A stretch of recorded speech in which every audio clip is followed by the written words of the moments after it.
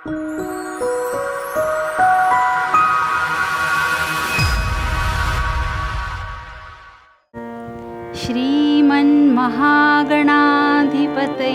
नमः। श्री सरस्वते नमः। श्री गुरुभ्यो नमः। यदा लम्बोदरं हन्ति सतां प्रत्युह सम्भवम् तदा लम्बे दयालम्बं लम्बोदरपदाम्बुजम्। शारदा शारदाम्बोजवदना वदनाम्बुजे सर्वदा सर्वदास्माकं सन्निधिं सन्निधिं क्रिया। नमस्तस्मै भगवते नारदाय महात्मने कामक्रोधविहीनाय ऋषिणां प्रवराय च। गुरुर्ब्रह्मा गुरुर्विष्णुः गुरुर्देवो महेश्वरः गुरुः साक्षात् परं ब्रह्म तस्मै श्री गुरवे नमः। बोला पुंडलिका वरदे हरी विठ्ठल श्री ज्ञानदेव तुकाराम पंढरीनाथ भगवान की जय। माऊली ज्ञानेश्वर महाराज की जय। जगद्गुरु तुकाराम महाराज की जय। जय जय रघुवीर समर्थ।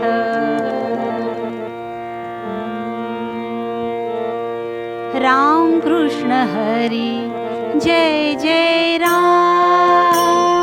राजा राम राम कृष्ण हरी जय जय राम।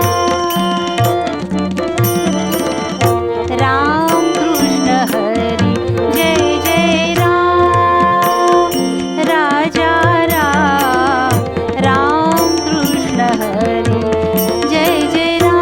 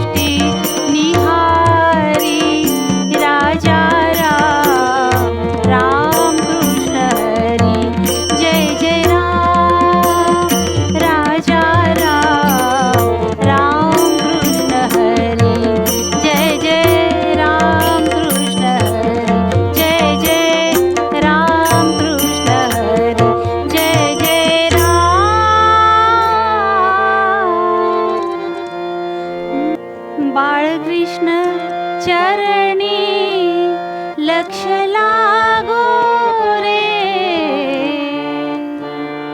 बाळकृष्ण चरणी लक्ष लागो रे बाळकृष्ण चरणी लक्ष लागो बाळकृष्ण चरणी लक्ष लागो रे बाळकृष्ण चरणी लक्ष लागो कीर्तन संगे रंगात देह वाहो रे कीर्तन संगे रंगात देह वाहो बाळकृष्ण चरणी लक्ष लागो रे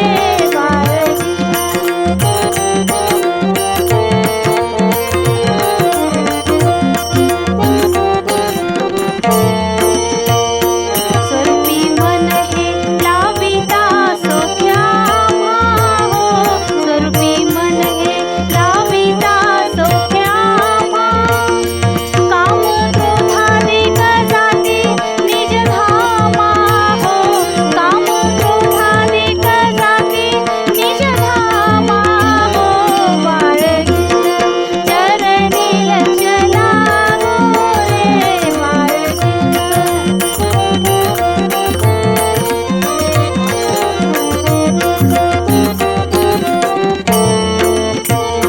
सारा सार वदविता सद्गुरुराया सारा सार सारा सार सारा सार वदविता सद्गुरुराया मंगलधाम जीवन नरहरी पाया हो मंगलधाम जीवन नरहरी पाया हो बाळकृष्ण चरणी लक्ष लागो रे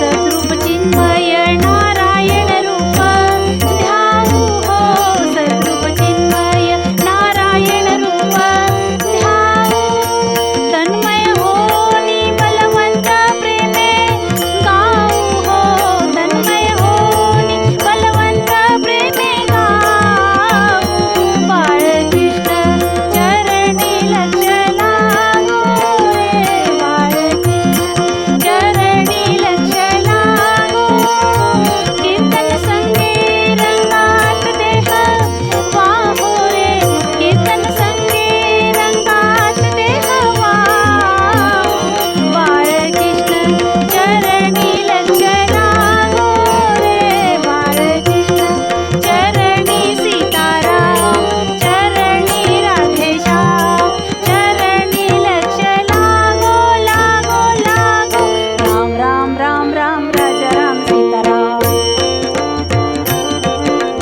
राम राम राजा राम सीताराम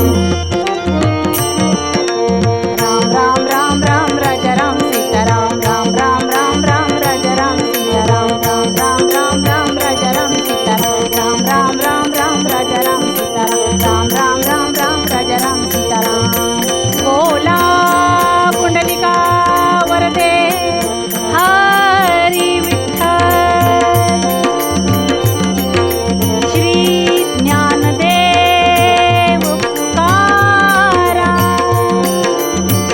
पंढरीनाथ भगवान की जय माऊली ज्ञानेश्वर महाराज की जय देवर्षी नारद मुनी महाराज की जय महर्षी वेदव्यास मुनी महाराज की आर्य सनातन वैदिक हिंदू धर्म की जय गो माता की जय भारत माता की जय जय जय रघुवीर समर्थ नमस्कार. जुन्या विद्वान कीर्तनकारांच्या कीर्तनाच्या आनंदासह नवीन अनेकांना या कीर्तनाचं व्यासपीठ उपलब्ध करून देणारा एकमेव यूट्यूब चॅनल कीर्तन विश्व.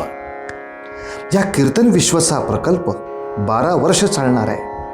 पैकी 5 वर्ष पूर्ण झाली आहेत. अनेक नवीन नवीन कीर्तनकार, अनेक नवनवीन विषय, अनेक नवनवीन मालिका आपण त्यामध्ये सादर केल्या आहेत. तेव्हा हा प्रकल्प आता पूर्णत्वाकडे जाण्यासाठी शक्यतो जेवढी शक्य असतील तेवढी कीर्तनं आपण प्रायोजित करा असं आवाहन करतो. प्रायोजित करणं शक्य नसेल तर यथाशक्ती जी काही आपल्याला मदत करता येईल ती जरूर करा. आणि या आर्थिक मदतीबरोबरच आणखीन एक, आपल्याकडे जुन्या कीर्तनकारांच्या काही संहिता उपलब्ध असतील तरी आमच्याकडे पाठवा. कारण सगळ्या नवीन कीर्तनकारांच्यासाठी एक मोठी कीर्तन संहितांची बँक तयार करण्याचा सुद्धा आम्ही प्रकल्प करतो आहोत. आणि अनेक जुन्या जाणत्या वेगवेगळ्या पठडीतल्या कीर्तनकारांची कीर्तनं ही रेकॉर्ड व्हावीत, आर्काईव्ह व्हावं या दृष्टीनं आपला हा प्रयत्न चालू आहे. तेव्हा असे कोणी कीर्तनकार असतील तरी त्यांची सुद्धा माहिती पाठवा. कार्यालयाचे नंबर आपल्या समोर आहेत. तेव्हा या प्रकल्पासाठी शेअर करा, सबस्क्राईब करा. हा तर विषय महत्त्वाचा आहेच, पण प्रायोजित करा आणि याचबरोबर अनेकांना या प्रकल्पामध्ये जोडून कीर्तन विश्वची बळकटी वाढवत राहा, एवढीच आपल्या सगळ्यांना प्रार्थना.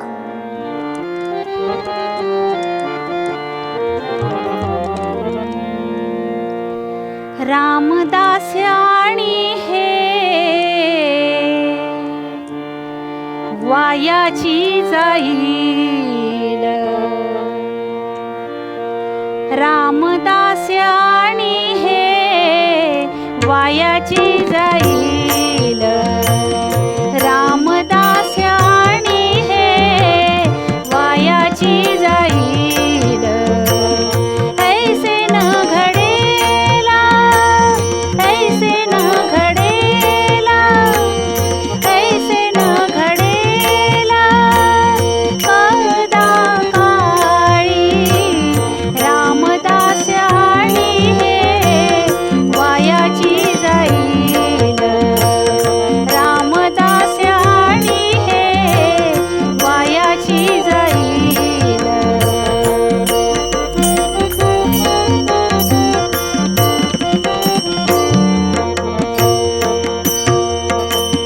कदा काळी राम दासा उपेक्षिना, कदा काळी राम दासा उपेक्षिना, राम उपासना, राम उपासना, राम उपासना, राम उपासना.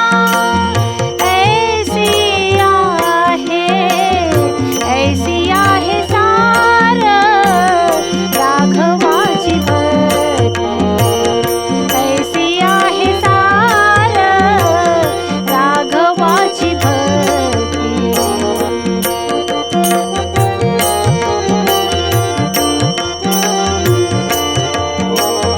ऐसी आहे सार राघवाची भक्ती. विभक्तीची शक्ती, विभक्तीची शक्ती, विभक्तीची शक्ती.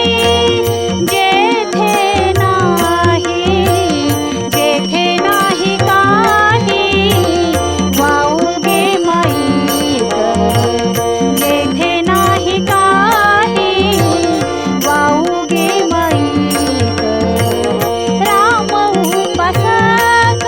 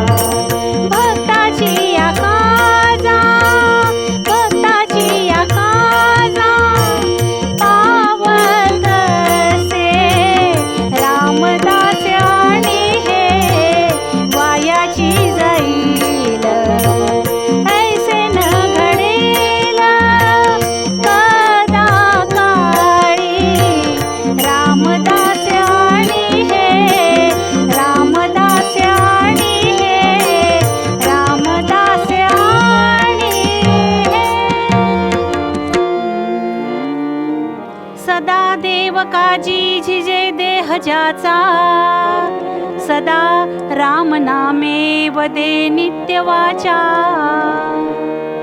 स्वधर्मेची चाले सदा उत्तमाचा, जगी धन्य तो दास सर्वोत्तमाचा, जय जय रघुवीर समर्थ.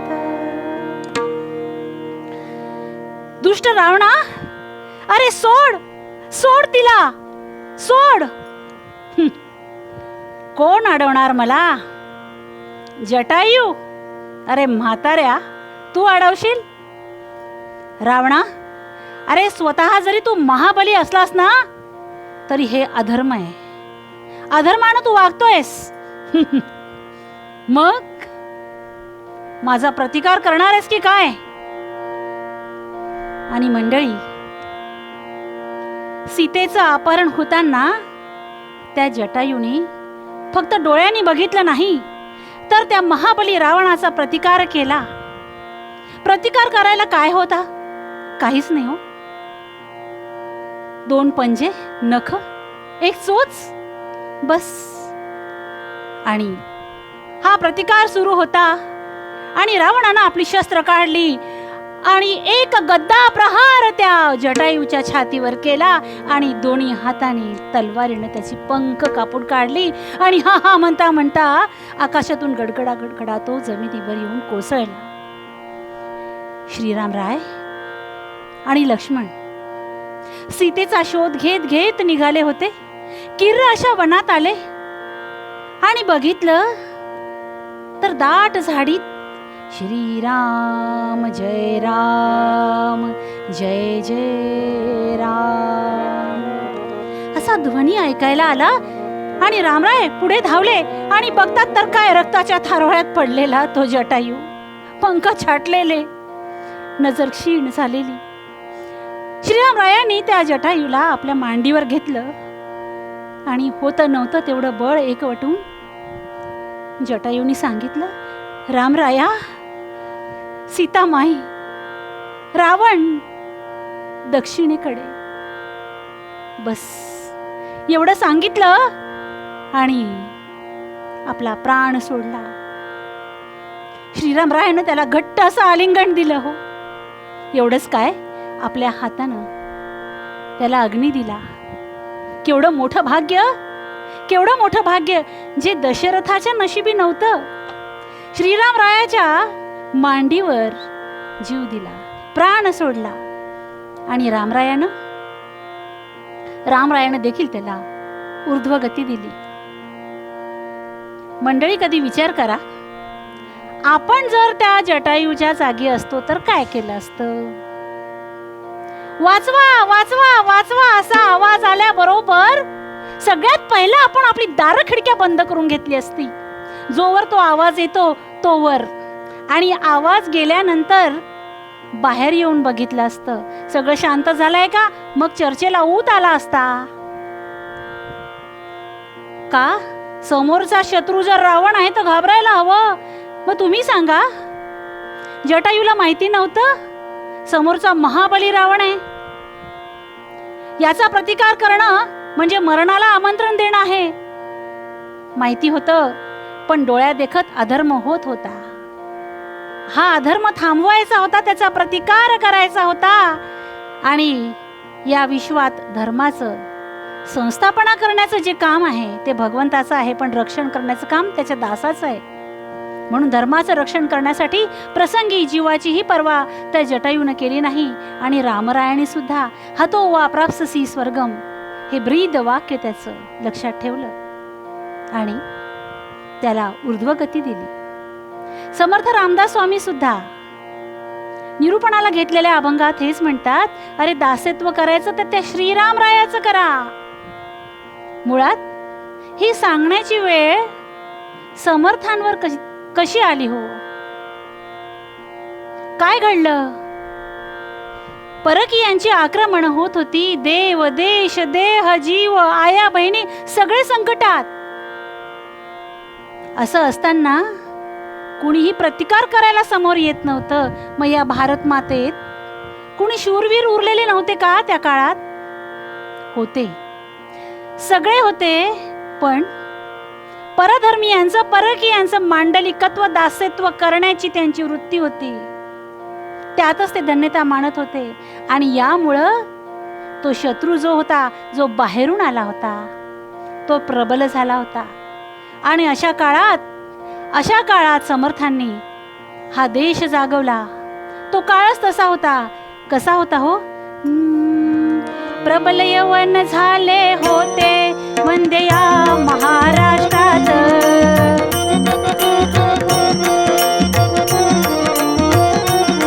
प्रबल यवन झाले होते वंदे या महाराष्ट्रात. आक्रंदत होता धर्म परसेवेच्या दारात. शौर्य धैर्य रुतले होते परसत्तेच्या पंखात. ऐशा वेळी कल्याणी वीराची केवळ वाणी. ऐशा वेळी कल्याणी वीराची केवळ वाणी.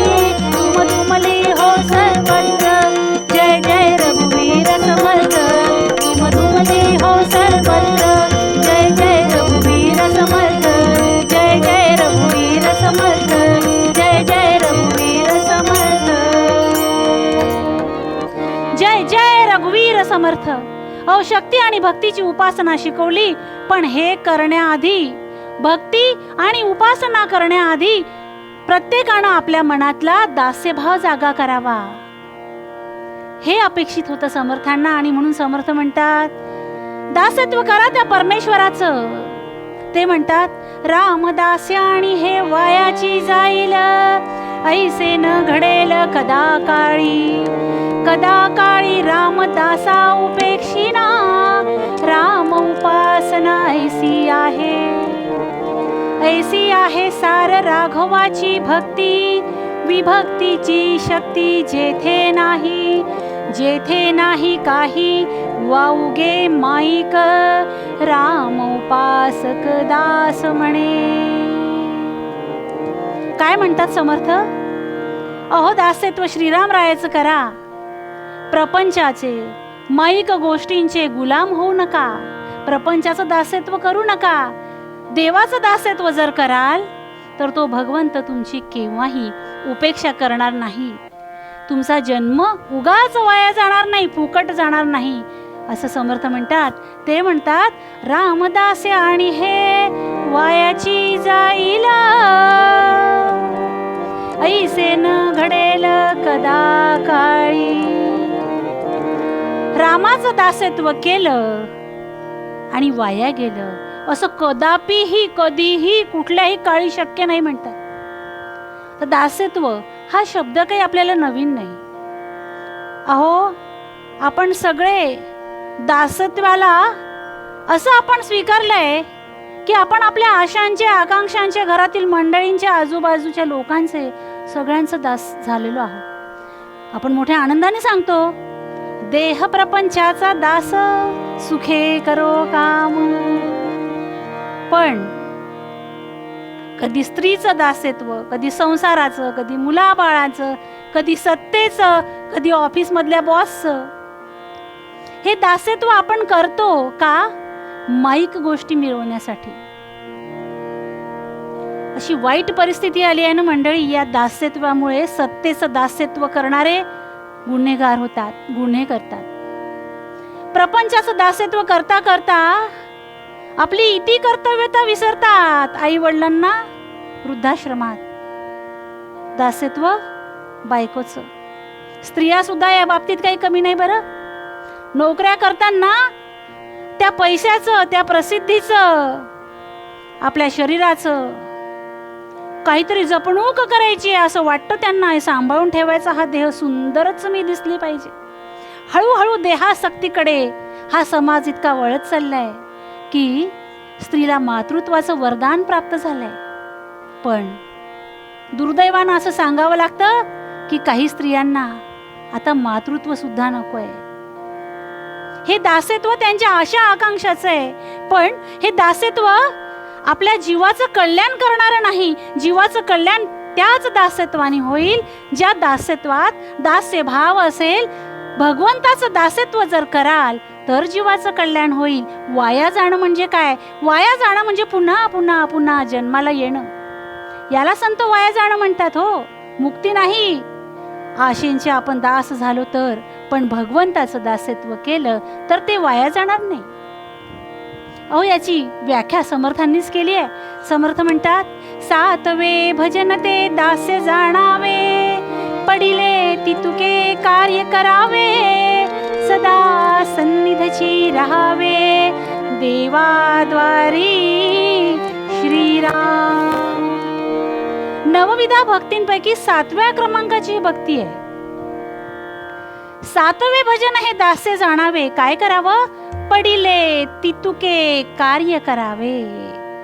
भगवंताच्या दासाला हे माहीत असतं की या कणाकणात, या चराचरात माझा भगवंत आहे, आणि हे समजून उमजून या जगाच्या, या सृष्टीच्या, या विश्वाच्या कल्याणार्थ तो झटत असतो. आणि ते कार्य करण्यासाठी पडिले तितुके कार्य करावे. आणि हे करत असताना सुद्धा मी म्हणजे देह नाही, मी म्हणजे आत्मा आहे. हे कायम लक्षात ठेवावं. सदा सन्निधची राहावे, देवाद्वारी. असे कोण होऊन गेलेत? प्रत्येक काळात असे दास होऊन गेलेत की ज्यांनी भगवंतासाठी कार्य केलं. दास म्हटला की आपल्या डोळ्यासमोर कोण येतं? हनुमंतराय येतात. महारुद्र ते मारुती रामदासी, कली माझीचे जाहले रामदासी, जना उद्धराया पुन्हा प्राप्त होसी, नमस्कार त्या ब्रह्मचैतन्य मूर्ती सद्गुरुनाथ महाराज की जय. श्रीरामरायाचं काज करणारे मारुतीराय यांनी रामकार्य केलं आणि रामराज्य उभं करायला मदत केली. कालांतरानं पुन्हा परधर्मीयांचं जेव्हा संकट आलं तेव्हा समर्थ रामदास स्वामींनी जय जय रघुवीर समर्थ मनाचे श्लोक दास बोध लिहिला. ठिकठिकाणी व्यायामशाळा काढल्या हो. दास्य भावाला जागले आणि स्वराज्याला पोषक अशी भूमी निर्माण केली. त्यानंतर ब्रह्मचैतन्य गोंदवलेकर महाराज जनसामान्यांना भगवंताशी जोडून ठेवलं. ही नाळ दिली. ही नाळ म्हणजे हे नाम आहे. ही नाळ नामाची, ही भगवंताशी जोडण्याचं काम या ब्रह्मचैतन्य गोंदवलेकर महाराजांनी केलं. काळा मनाप्रमाणे वेगवेगळे दास झाले हो. तसाच एकच दास, पण परिस्थिती जेव्हा वेगळी वेगळी निर्माण होते तेव्हा वेगवेगळ्या भूमिकेत शिरतो. आपल्याला माहिती आहे मारुतीरायाची अनेक वेगवेगळी रूप आहेत. पहिला आहे दास मारुती. राम पंचायतनामध्ये खाली बसलेला, अहो एक गुडघा टेकून, काय आता रामरायानं सांगावं, आदेश द्यावा, आणि हा निघाला काम करायला. दास्य भावानं हात जोडून बसलेला आहे. नजर भगवंताकडे आहे. विनम्रता आहे. पण ही विनम्रता कुणीही यावे आणि टिकली मारूनही जावे यासाठी नाही बरं. भगवंताने सांगावं आणि यानं ऐकावं. दास मारुती. दुसरा आहे प्रताप मारुती. हातात द्रोणागिरी पर्वत. पडिले तितुके कार्य करावे. कामाचा डोंगर जरी पडला तरी मी घाबरणार नाही, दुसऱ्यावर ढकलणार नाही, हे काम मी करेल असं तो सांगतो. आणि तिसरा आहे वीर मारुती. 2 मुद्रा आहेत. एक असं वाटतं की चापट मारतो की काय, चरपटी मारतो की काय, आणि कधी कधी गदाई असते हो. तुमच्या आमच्यासारखा भक्त जर चुकला तर एक चापट मारून आणेल. जागेवर ये बाळा, तुझा पुरेशी शिक्षा दिली आहे. पण समोरचा शत्रू जर तसा असेल तर गदा आहे. कोणासाठी?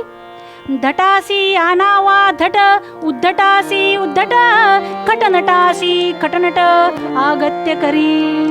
हनुमंतरायाला हे का करावं लागतं? कारण दृष्टांचं भंजन केल्याशिवाय दृष्टांचं भंजन केल्याशिवाय भोजन आणि भजन दोन्हीही सुखकर होत नाही. सद्गुरुनाथ महाराज की जय. म्हणून दासाला जशास तसंच वागावं लागतं हो. म्हणून आपले तुकोबाराय म्हणतात, मौमेनाहुनी आम्ही विष्णुदास, मौमेनाहुनी आम्ही विष्णुदास, कठीण वज्रास भेदू ऐसे, कठीण वज्रास भेदू ऐसे, मौमेनाहुनी आम्ही विष्णुदास.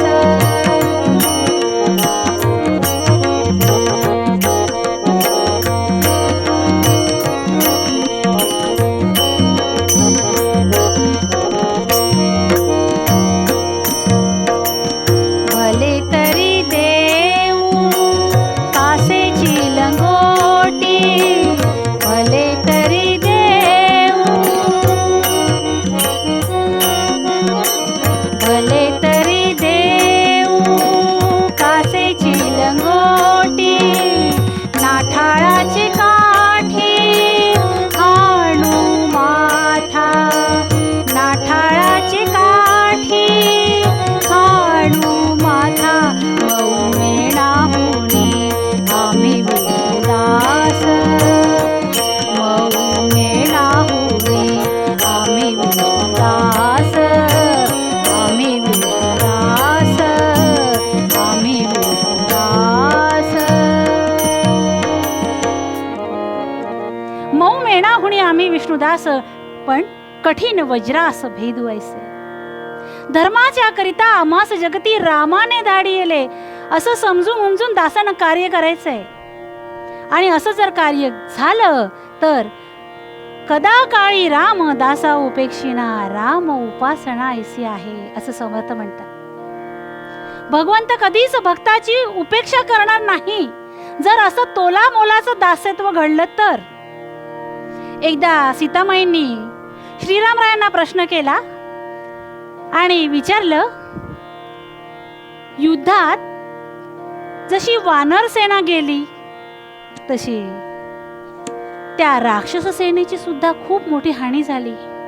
पण स्वामी, अहो त्या राक्षसांचा काय दोष? ती लढली तर त्या रावणाकडून, बिचारे अधोगतीला गेले असतील नाही का? तेव्हा श्रीरामराय म्हणाले, नाही बरं, ते ऊर्ध्वगतीला गेले. ती म्हणाली, कारण हे की लढताना माझ्याकडे बघून ते लढत होते आणि माझं सगुण रूप हृदयात साठवत साठवत त्यांनी प्राण सोडला, म्हणून मी त्यांना ऊर्ध्वगती दिली. सीतामाई नाराज झाल्या. सीते, काय झालं? ती म्हणाली, वानरसेना बिचारी, काय झालं? अहो तिच्या समोर तर राक्षस होते, अधोगतीला गेली. तेव्हा श्रीरामराय म्हणाले, नाही, ती सगळी मंडळी देखील ऊर्ध्वगतीला गेली आहे, मुक्त झाली आहे. ती म्हणाली, सिंहासनाचा दोष, शब्द छल करायला लागले तुम्ही राजे झाल्यापासून. तेव्हा रामरायानं मोठं छान उत्तर दिलं. श्रीरामराय म्हणाले, अगं त्या राक्षसांनी माझ्याकडे बघत बघत प्राण सोडला, पण ही वानरसेना माझं काज करत करत गेली आणि म्हणून मुक्त झाली. कदापि ही राम दासा उपेक्षिणा, राम उपासना ऐसी आहे. आणि हेच भक्तीचं सार आहे, हेची आहे सार. आता हे भक्तीचं सार म्हणजे काय? तर इथे विभक्तीची शक्ती चालतच नाही. विभक्तीची शक्ती जेथे नाही. आता विभक्त करणाऱ्या गोष्टी कुठल्या हो? भक्ताला विभक्त करणाऱ्या गोष्टी म्हणजे माईक पदार्थ, ऐहिक लोभ, वासना, मायाजाल. पण श्रीरामरायाचं दासत्व केल्यानंतर या विभक्तीची शक्ती तिथे चालतच नाही. आणि मग तेथे नाही काही वाऊ गे माईक, त्या माईक पदार्थांचं सुद्धा काहीही चालत नाही असं कोण म्हणतं? असं राम उपासक दास म्हणे. फक्त ती भक्ती तोला मोलाची व्हायला हवी. विभक्त नाही तोच भक्त ना. अहो शबरीनं रामरायाची भक्ती केली. मातंग ऋषींनी सांगितलं रामाचं नाव घे, तेव्हा तिने असं नाही विचारलं कोण राम, कुठे राहतात, त्यांचं लोकेशन काय, कशाहून त्यांचा जन्म होणार आहे. अहो आज लोक म्हणतात राम काल्पनिक पात्र म्हणतात ना, पण शबरीनं अशी शंका घेतली नाही. रामरायाची उपासना केली, भक्ती केली आणि एक दिवस खरंच रामरायांचं दर्शन झालं आणि नंतर ती श्रीरामरायांच्या अंतरंगात विलीन झाली. एवढंच नव्हे तर श्रीरामरायानं नंतरच्या अवतारात सुभद्रा म्हणून तिला आपली बहीण करून घेतलं. पण हे दासत्व तसं व्हावं तर हे सगळं आपल्याला प्राप्त होईल. मग दास कसा असावा? दास सदा देव काजी जिजे देह ज्याचा. भगवंताचं कार्य करण्यासाठी त्यानं आपला देह झिजवावा. काज, काज म्हटलेलं आहे, काम नाही. केलं काय नाही केलं काय, कार्य म्हटलेलं नाही, कधीतरी करायचं.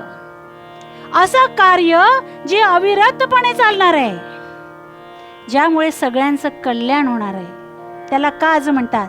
सदा देव काजी जिजे देह ज्याचा, सदा राम नामे वदे नित्यवाचा. बाहेर भगवंताचं काज, पण उंबरठ्याच्या आत त्याची उपासना सदैव करावी.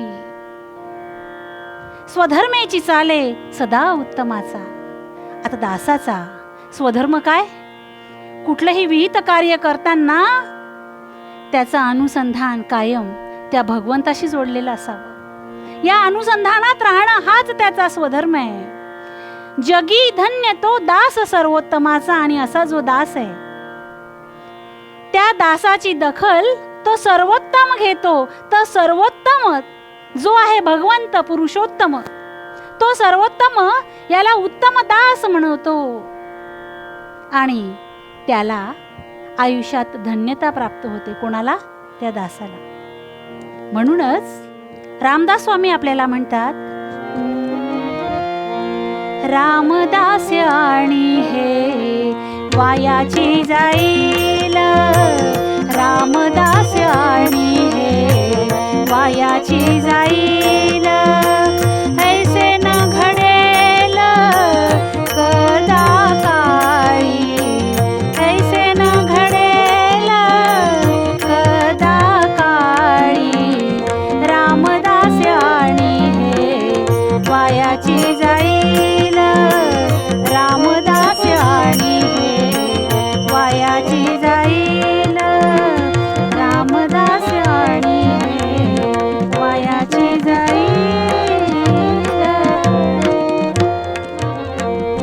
आज तुमच्या सगळ्यांच्या समोर नारदीय कीर्तन घराघरात पोहोचण्याचं काम या कीर्तन विश्व यूट्यूब चॅनलनं केलं आहे. प्रत्येक प्रसंगी वेगवेगळी आख्यानं, निरूपणं, पूर्वरंग आपल्याला अगदी आपल्या सोयीनुसार कुठेही, कधीही, कितीही वेळा ऐकण्याची संधी या कीर्तन विश्व यूट्यूब चॅनलनं प्राप्त करून दिली आहे. आपण सगळ्यांनी या कीर्तन विश्व यूट्यूब चॅनलला लाईक करा, सबस्क्राईब करा आणि आर्थिक सहकार्य करावं अशी नम्र प्रार्थना करते आणि आख्यानाकडे वळते. क्षणभर आपण भजन करूया. श्रीराम जानकी बैठे हैं मेरे सीने में, श्रीराम जानकी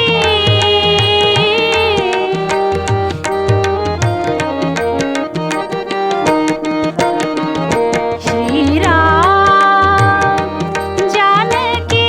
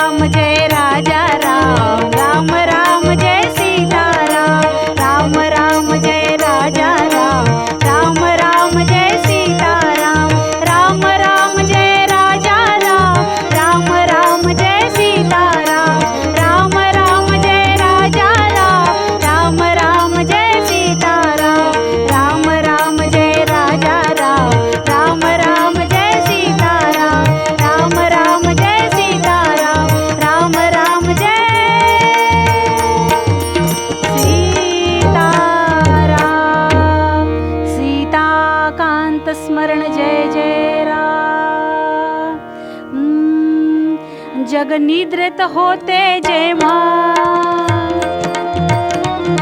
जगनिद्रेत होते जेव्हा, वेदांत घोष करणारे जग अज्ञानावस्थेत तेव्हा शास्त्र हे रचणारे, जग उघडे होते तेव्हा, जग उघडे होते तेव्हा, उन्नतीला हे भिडणारे.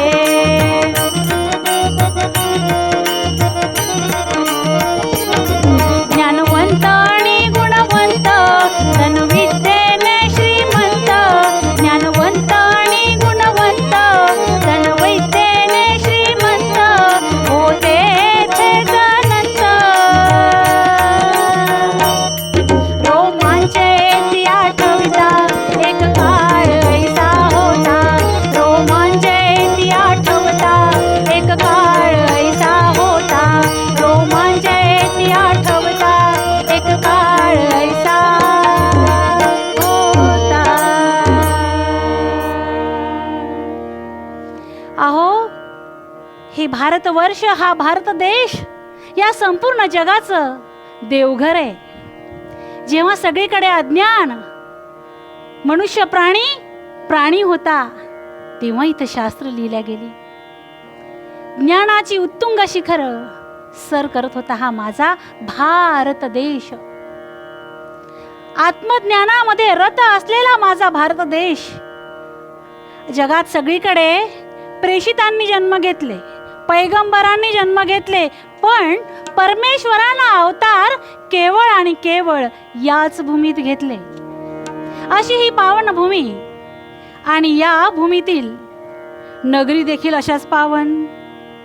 आपल्याला माहिती आहे, अयोध्या, मथुरा, माया, काशी, कांची, अवंतिका, पुरी, द्वारावती शैव, सप्तैता मोक्षदायिका.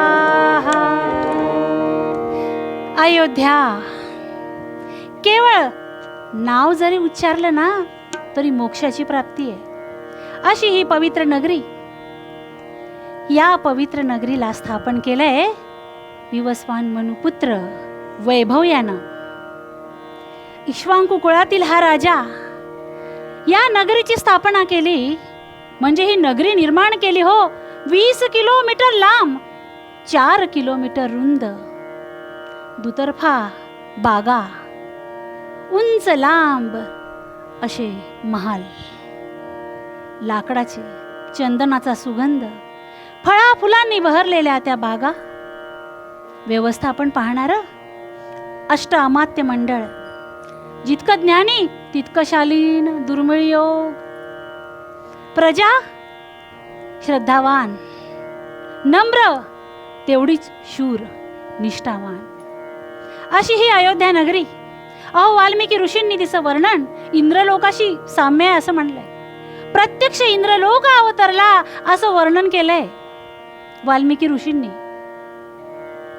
अशी ही अयोध्या परमवैभवापर्यंत एक एक राजा नेत गेला.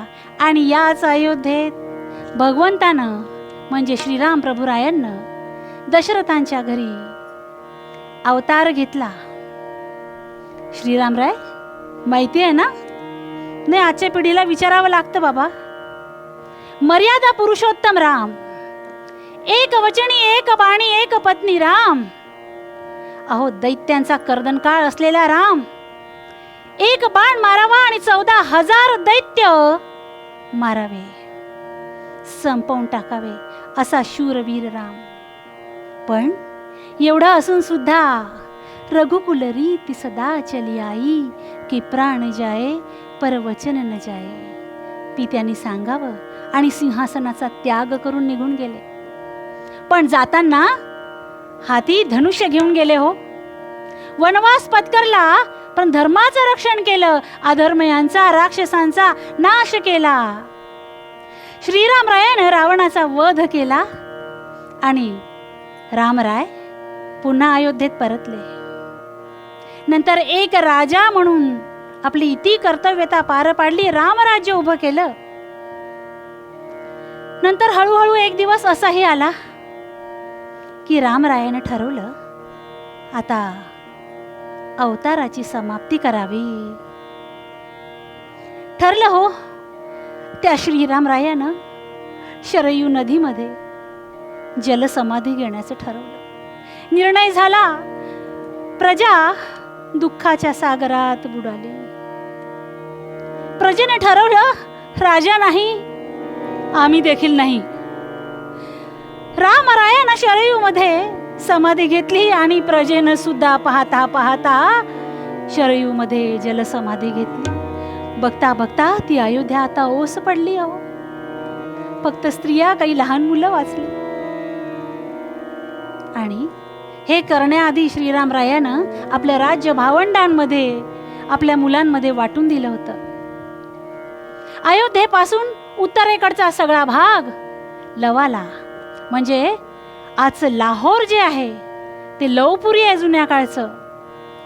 ते लाहोर, ती लवपुरी, लवाची राजधानी, आजही तिथे त्याची समाधी आहे. आणि कुश हा मोठा म्हणून अयोध्येचं सिंहासन कुशानं सांभाळावं. पण कुशाला राजा व्हायचे कोणासाठी? प्रजा तर हवी ना. शेवटी अमात्यांनी सांगितलं, नाही, राजा म्हणून तुला कर्तव्य पार पाडायचे आहेत, रामाचा दास म्हणून तुला काम करायचं आहे. तेव्हा कुशई धावनी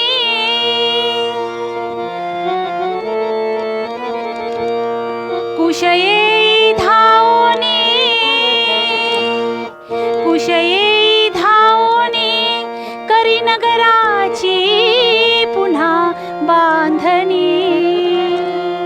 भव्य राज्य उभारोनी राजधानी करी अयोध्येसी.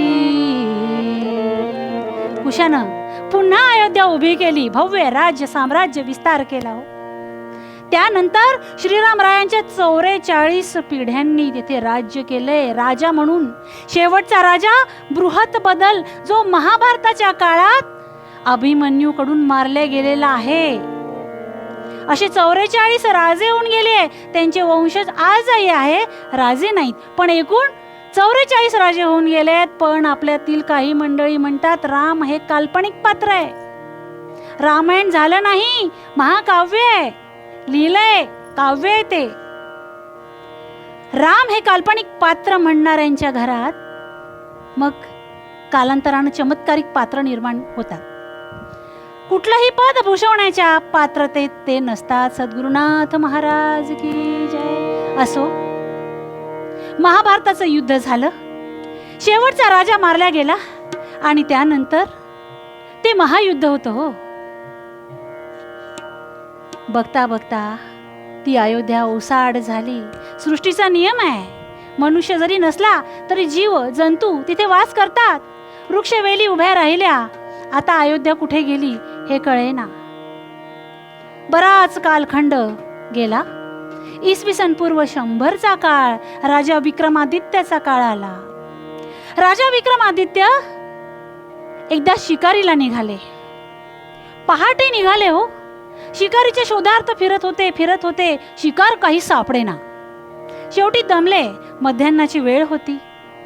आपला मौशार असा शेला पांघरला आणि थोडी वामकुक्षी घ्यावी म्हणून पहुडले त्या मऊ शेल्यावर. बघतात तर काय ते अरण्य वेगळंच.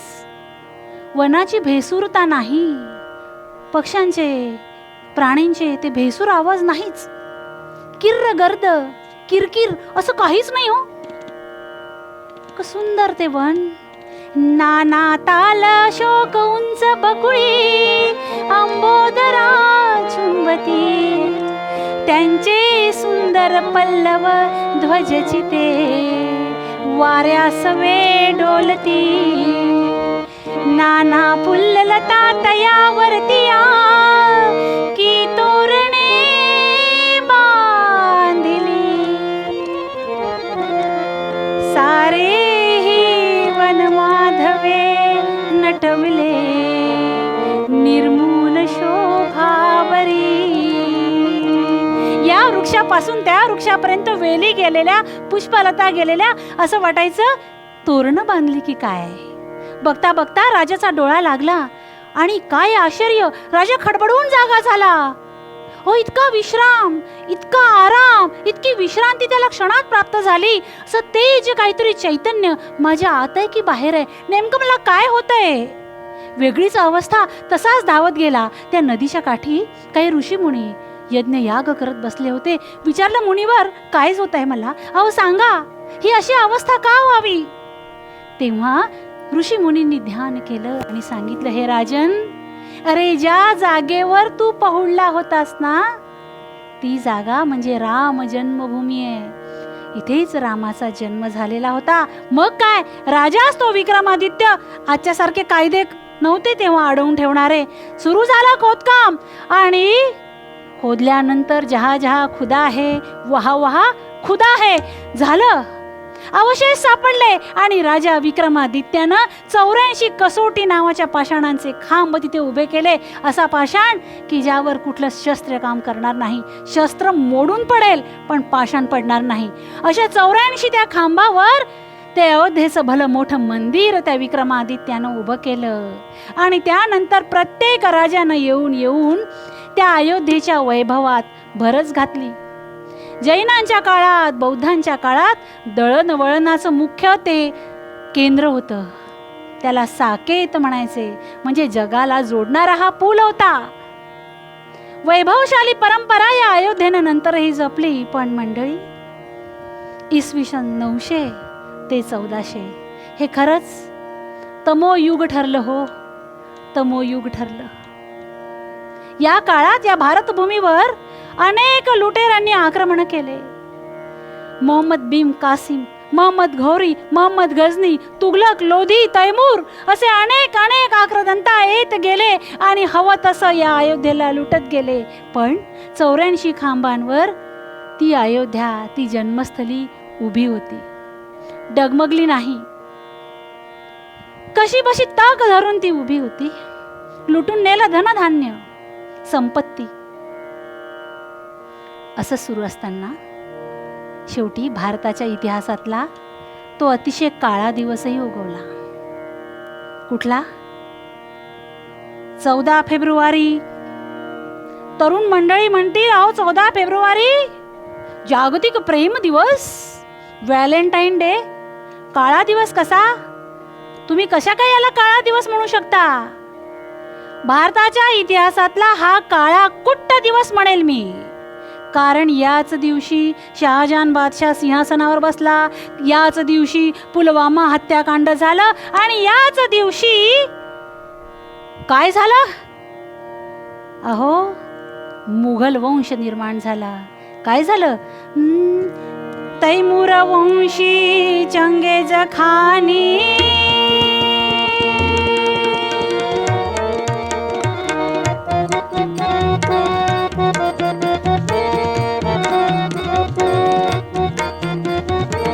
तैमूर वंशी चंगेज खानी क्रूर एक जन्मला.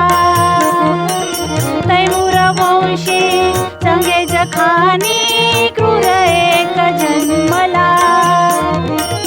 हिंदूंचा तो काळची होऊनी, हिंदूंचा तो काळची होऊनी, हिंदुस्थानी आला बाबर नामे हो, दैत्य पुन्हा माजला. बाबर भारतात आला. हा कोण? आईकडून चेंगीज खान हा मंगोलियन, याचा हा वंशज आईकडून, आणि पित्याकडून तुर्कस्थानातील तैमूराचा हा वंश. म्हणजे या मंगोलियन चेंगीज खानानं अनेक संस्कृती नष्ट केल्या आहेत. आणि तैमूर तर अतिशय धर्मांध होता.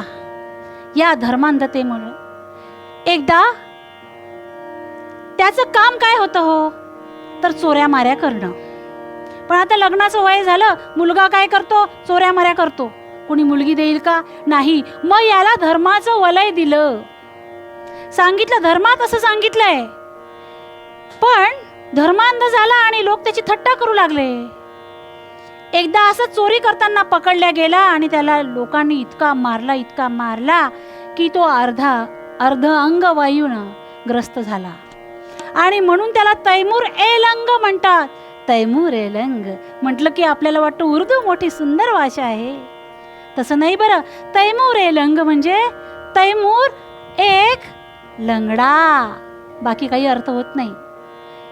हा तैमूर याची मित्रमंडळी याला म्हणाली, अरे एवढा काफीर काफीर म्हणतो ना इतर धर्मियांना, तू एका काफीर बाईचंच दूध प्यालायस. तो म्हणाला, असं होय. तसाच घरी गेला आणि आईला विचारलं, माते मी जे ऐकलंय ते खरं आहे का? ती म्हणाली, हो रे बाबा. म्हणाला, चल मला ती माझी माता दाखव बरं, महान अशी माता.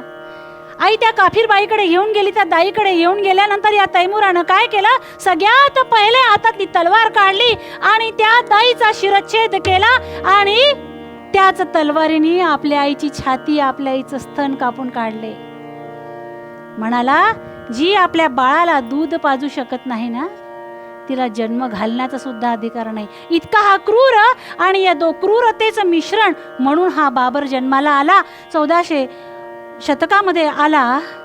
1400 मध्ये याचा जन्म झाला आणि नंतर आक्रमणकर्ता म्हणून आला आणि सोबत कोणाला घेऊन आला, मीर बाकी नावाचा ताशकंदचा सेनापती. आल्या आल्या सगळ्यात पहिले आदेश दिला, अयोध्येचं मंदिर नेस्तनाबूत करायचं. झालं. भली मोठी ती सेना तुटून पडली. नेमका राजा अशा वेळी तीर्थयात्रेला गेला होता, राजा रणविजय सिंह. काय करावं, राजा घरी नाही. मग रामाचे दास समोर आले प्रतिकार करायला. सेनापती मेहताब यानं धुरा सांभाळली आणि घनघोरचा संघर्ष सुरू झाला. हो, तो संघर्ष सुरू असताना हौतात्म्य पत्करावं लागलं त्या मेहताबाला. तेव्हा 80 वर्षाचे वृद्ध केहरी हे रणांगणात उतरले आणि सैन्याला घेऊन नेतृत्व केलं एकट्याने. 17 दिवस लढा दिला. या रामदासानं, या वृद्ध केहरानं काय केलं, 17 दिवस लढा दिला. 17 दिवस शत्रू कापून काढला. हो, राजा नाही. काय करावं, प्रजा हळहळ करते, अत्याचार सहन करते आणि तो वृद्ध केहरी सुद्धा हुतात्मा झाला. आता कोणीच नव्हतं. मग कोण होतं, कुलपुरोहित देवी दीन पांडे. देवाची पूजा करण्याचं काम माझं एरवी आहे म्हणाले, पण रामाचं दासत्व मी करणार. आणि समोर निघाले. होती नव्हती तेवढी सेना सोबत घेतली आणि अनेक दिवस पर्यंत युद्ध केलं. बघता बघता एकट्या देवी दीन पांडेंनी 800 मुघलांना मारलं आणि हा पराक्रम सगळीकडे पसरला. कानोकानी ही बातमी जेव्हा राजाला कळली, तेव्हा राजानं आपली तीर्थयात्रा तिथेच सोडली आणि आला. आता किती सैन्य उरलं होतं, फक्त 25,000चं. शत्रूची सेना भली मोठी आणि मुघल वंश यासाठी वाईट, युद्धाचा कुठलाच नियम पाळायचा नाही. कुठूनही कसाही वार करा, कितीही अत्याचार करा. आजपर्यंत युद्ध नीतीने लढलं जायचं आणि म्हणून आपण हारत गेलो. हो, आपण नीती सांभाळत बसलो आणि त्यांनी अनीतीने आपल्यावर विजय मिळवला. काय होतंय हे कळेना म्हणून मुघल वंश वाईट म्हणतो आपण. राजा आला, राणीला सांगितलं, राणी सा हम राम लला को बचाएंगे, हम शायद ही फिर से लौट आएंगे.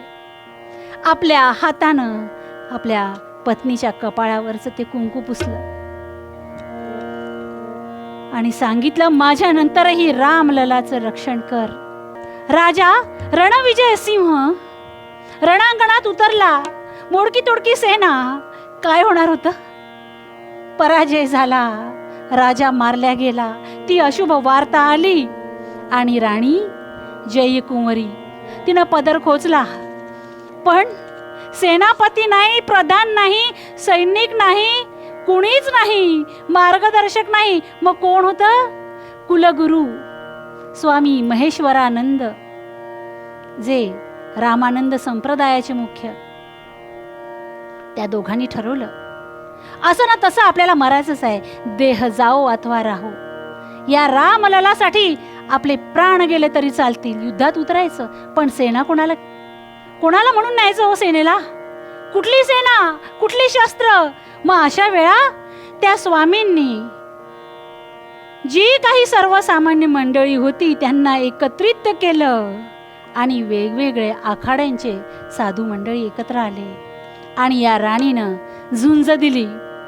अशी झुंज दिली, वीरश्री संचारली, साक्षात काली माता जमिनीवर अवतरली की काय असं वाटू लागलं. पण रक्तपात अतिशय झाला हो असं वर्णन आहे. काय वर्णन आहे? रक्तांच्या त्या नद्या वाहती, रक्तांच्या त्या नद्या वाहती, 10 दिशांनी दैत्य होयेती. रामदास ते पुढे होऊनी, रामदास ते पुढे होऊनी, वार सोसिती छातीवरती, वार सोसिती छातीवरती. महता वनुरुद्ध केहरी, महता वनुरुद्ध केहरी, रणविजय तो युद्ध केसरी. स्वामी सहती राणी कुंवरी, स्वामी सहती राणी कुंवरी, मीरबाकीशी युद्ध ती करी, मीरबाकीशी युद्ध ती करी, मीरबाकीशी युद्ध ती करी. गोरक्ष नागा निर्मले निर्मोही, शरयुती रक्ताने वाही. शरयुत आता पाणी वाहतच नव्हतं, वाहत होतं तर त्या रामदासांचं रक्त हो. पण राणीनं हार मानली नाही, असा संघर्ष केला की तो मीरबाकी ताशकंदला पळून गेला आणि त्याच्या पाठोपाठ तो बाबरही निघून गेला. रामदासांच्या रक्ताचा चिखल करायचा, त्याच्या विटा तयार करायच्या, त्यावर मीरबाकी लिहायचा आणि त्याची मशीद, त्याचा ढाचा तयार करायचा. अहो त्या हनुमंतरायानं ती मिनार होऊ दिली नाही. मिनार नसेल तर ती मशीद नसते. शेवटपर्यंत हनुमंतरायानं प्रत्येक वेळा ती मिनार पाडली. शेवटी मिनार बांधणारे थकले, ताशकंदला पळून गेले. त्यानंतर बाबर गेला. आपल्याला माहिती आहे, आपलं तोंडपाठ आहे, बाबर का बेटा हुमायूं, हुमायूं का अकबर. हे कसं तोंडपाठ आहे ना, नव्हे आपल्याकडून ते करून घेतलंय. आपण हरलो कसं हे सांगितलंय. पण आपल्या रामदासांनी किती शौर्यानं आपल्या धर्माचं रक्षण केलंय हे कोणी सांगितलं नाही. सद्गुरुनाथ महाराज की जय. हुमायूं आला, 10 वेळा युद्ध केलं, 10ही वेळा राणीनं त्याचा पराभव केला. आणि नंतर कालांतरानं राणी सुद्धा वीरगतीला प्राप्त झाली. त्यानंतर अकबर आला. अकबराला आपण फार डोक्यावर घेतो हो, योधा अकबर, सेक्युलर. तसं नाही मंडळी, 20 वेळा युद्ध केलं. शेवटी बिरबल आणि तोरडमल या दोघांनी सांगितलं आणि छोटंसं मंदिर तिथे उभं केलं गेलं. पण त्यानंतर 1664 हा अतिशय वाईट काळ आपल्या देशासाठी हो. कारण तेव्हा औरंगजेब नावाचा आका आला. आलमगीर जे म्हणतात ना, त्यांचे आका औरंगजेब आले. आणि मग काय, होतात देवळे नष्ट, होतात देवता भ्रष्ट.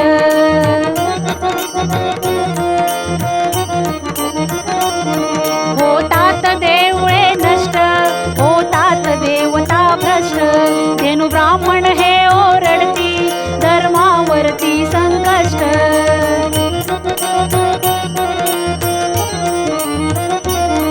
न्यायनीती उरली नाही, सारेच भोगती कष्ट.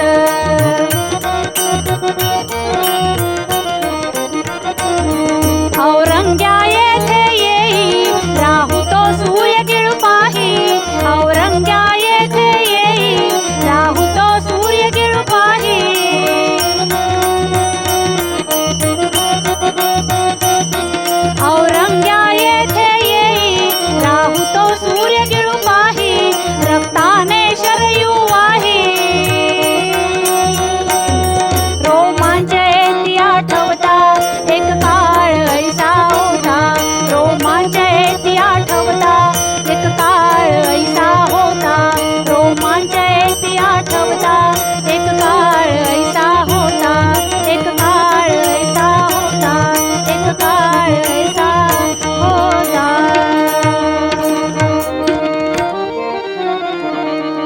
औरंगजेबानं जांबाज खानला पाठवलं.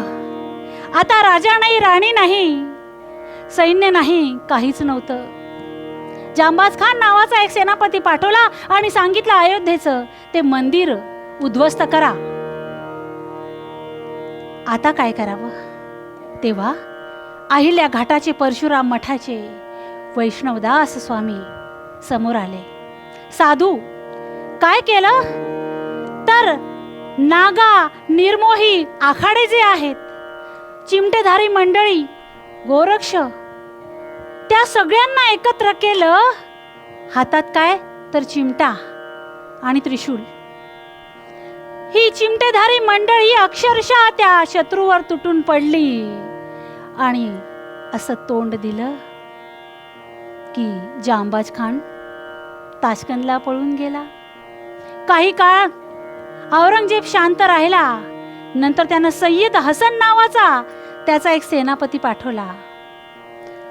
आता प्रत्येक वेळा काही शत्रूच मरत नव्हता हो, आपले रामदास सुद्धा मरत होते ना. साधू संत देखील मेले, योगी पुरुष देखील गेले.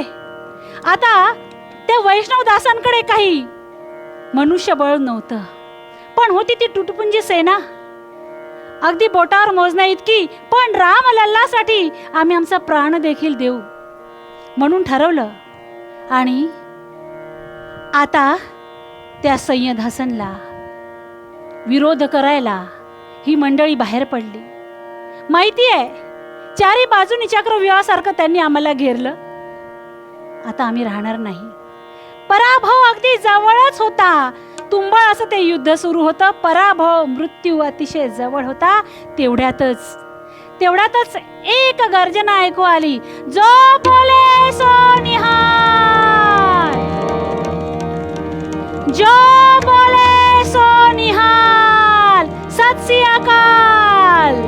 गुरु गोविंद सिंग सिख सगळेजण आले आणि त्या सय्यद हसनला संपवलं. पण औरंगजेबानं मात्र सगळीकडे हिंदू धर्माला बाटवण्याचं काम केलं. सगळे माणसं भीतीनं धर्मांतर करू लागले. बघता बघता इंग्रजांचं राज्य आलं आणि मग इंग्रजांच्या राज्यामध्ये काय, हा संघर्ष परकीयांचा आणि स्वकीयांचा नाही. कारण काय, आताच धर्मांतरित झालेले मुस्लिम आणि हिंदू, हा हिंदू मुस्लिम असा संघर्ष होऊ लागला. वारंवार दंगे होऊ लागले. 72 की 77 वेळा हे दंगे झाल्यामुळे, दंगली उसळल्यामुळे इंग्रजांनी काय केलं, डिवाइड अँड रूल. त्या मंदिराला टाळा ठोकला. देश पारतंत्र्यात रामलल्ला सुद्धा साखळदंडाच्या आत.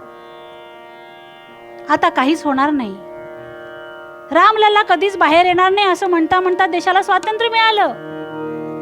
देशाला स्वातंत्र्य मिळाल्यानंतर तरी आम्हाला ती राम जन्मभूमी मिळेल असं वाटलं होतं. पण तत्कालीन पंतप्रधान म्हणाले, जैसे थे, काहीच करायचं नाही, तसंच राहू द्या. आता मात्र रामदास संघर्ष करून करून थकला, नैराश्यात गेला. उशक्काल होता होता काळ रात्र झाली.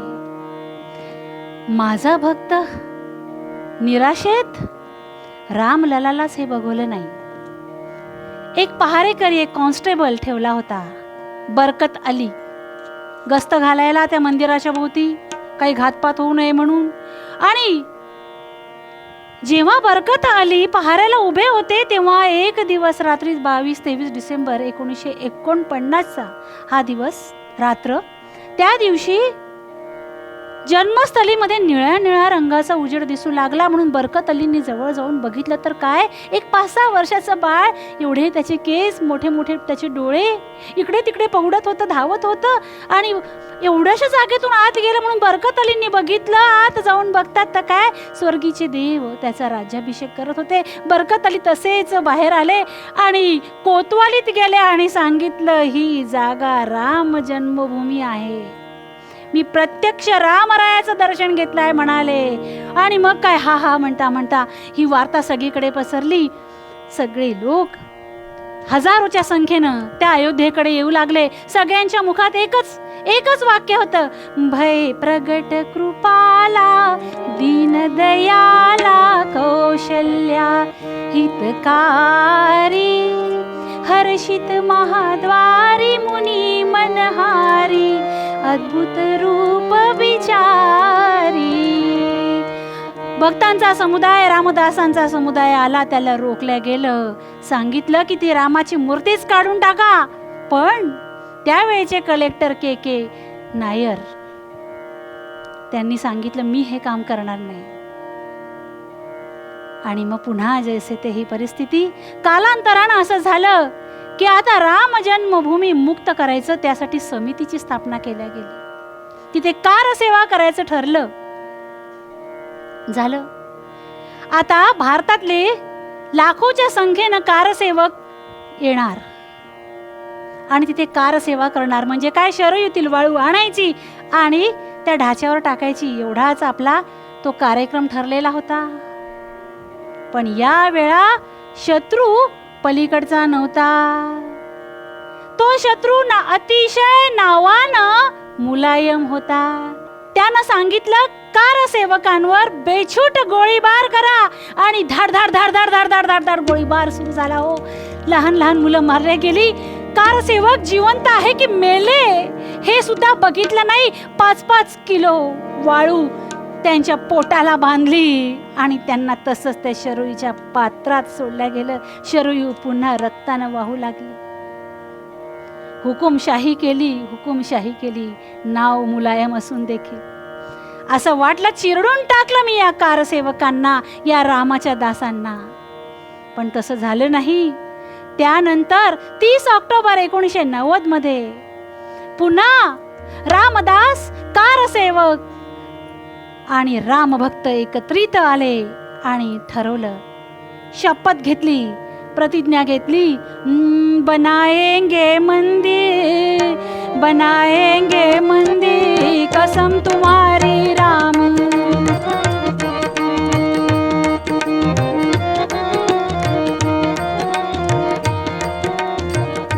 बनाएंगे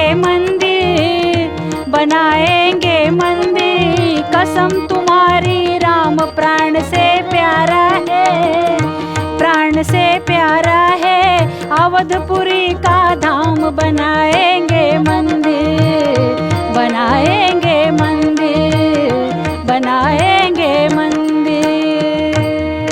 या वेळा मात्र हाताला येईल ते फावडे, कुदळी हातात घेतल्या, पाईप घेतले पिटिंगचे आणि तो ढाचा अतिशय ध्वस्त केला. हो, क्षणात त्या वाळूचा, धुळेचा असा धुराळा आला आणि 464 वर्षांची ती कलंकित वास्तू, तो कलंक भारतभूमीहून नष्ट केला गेला.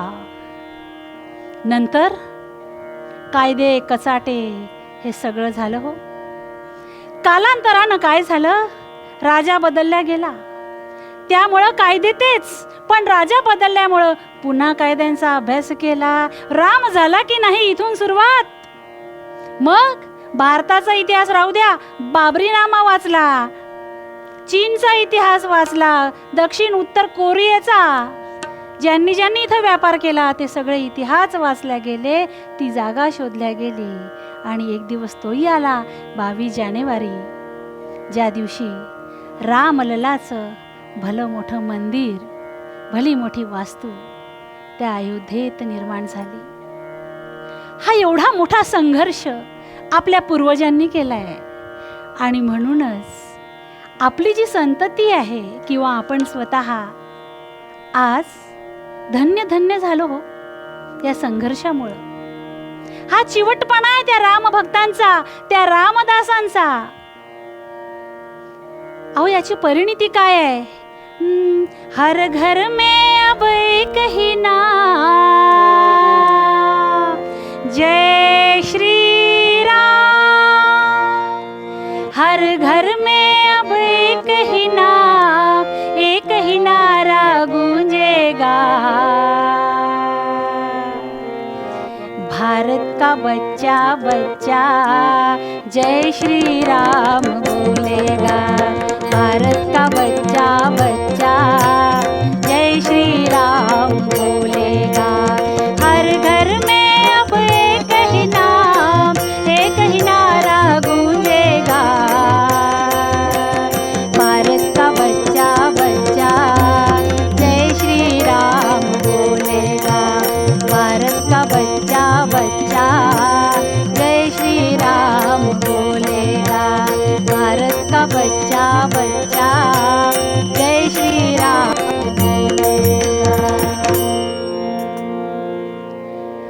आपली संतती, आपले वंशज अतिशय पुण्यवान आहे. पण हे सगळं श्रेय त्या रामदासांना जातं. त्यांच्यातलं तो चिवटपणा, त्यांच्यातली ती भक्ती, त्यांच्यातला तो एकनिष्ठपणा आणि संघर्ष करण्याची मनोवृत्ती, तो क्षात्र धर्म होता. म्हणून आज हा दिवस आपण बघितला आहोत. म्हणूनच आपल्याला समर्थ रामदास स्वामी पूर्वरंगात म्हणतात, अहो तुम्हाला दासत्व करायचं आहे ना, तर त्या रामरायाचं करा, ज्यामुळे तुमचा देश, तुमचा धर्म, तुमचे आप्त स्वकीय याती बांधव, धर्म बांधव धन्य होतील. समर्थ रामदास स्वामी म्हणतात, रामदास आणि हे वायाची जाईल, रामदास आणि हे वायाची जाईल, ऐसे न घडेल कदा काळी, रामदास आणि हे वायाची जाईल.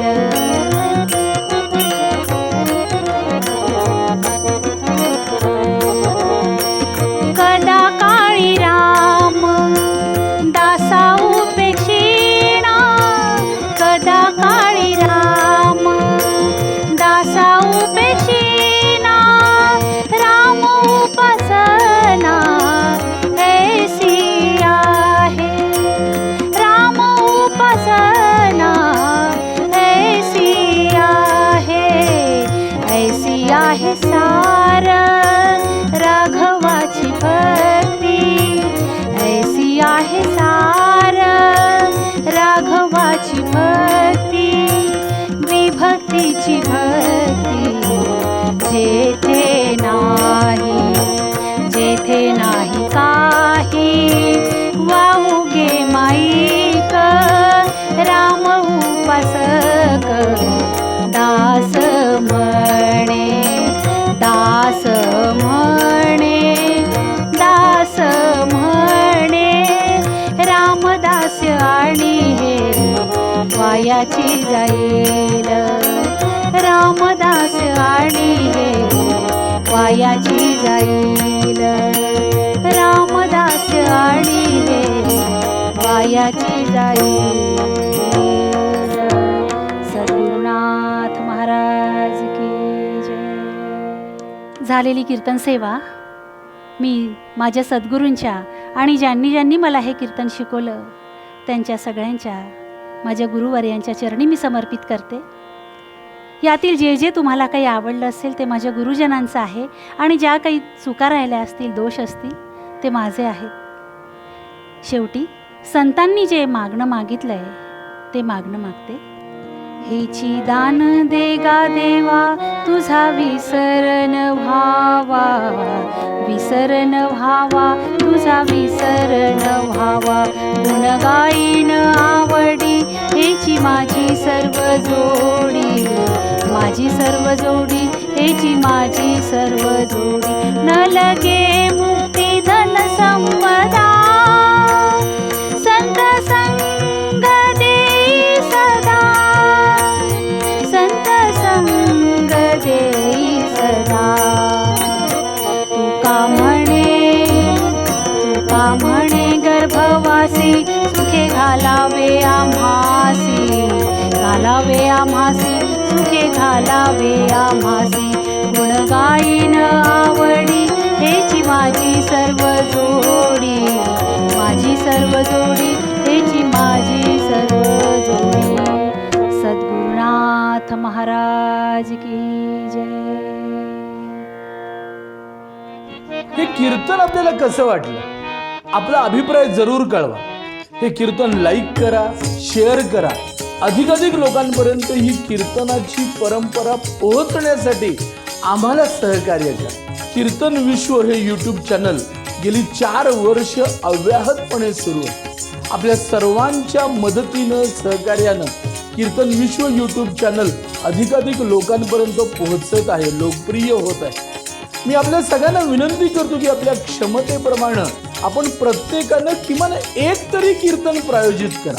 61 साजरी करत असताना, 75 साजरी करत असताना, घरात नवीन बाळाचा जन्म झालाय, बारसं झालंय, कुठल्या तरी निमित्तानं कुलदेवताचे आशीर्वाद आपल्याला प्राप्त व्हावे, अशा वेगवेगळ्या निमित्तानं एक तरी कीर्तन प्रायोजित करा आणि या कीर्तन विश्व प्रकल्पाला सहकार्य करा. हे एक ईश्वरी कार्य आहे.